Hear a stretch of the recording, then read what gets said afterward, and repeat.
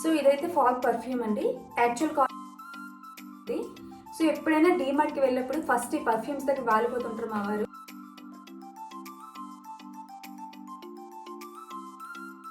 బయటికి రారు.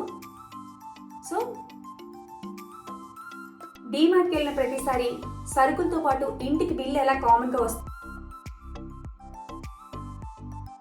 సోంపాపిడి బాక్స్ మాత్రం కామన్గా వస్తుంది. డీమార్ట్ షాపింగ్ ఎంత కామనో ఈ సోంపాపిడి బాక్స్ కూడా అంతే కామన్. మనం ఒక చాక్లెట్ తీసిన తర్వాత వాళ్ళు ఊరుకుంటారా?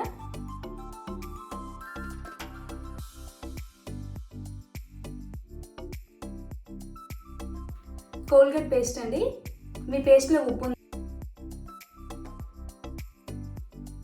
సో ఇదండి మా హోల్ డీమార్ట్ షాపింగ్. దాని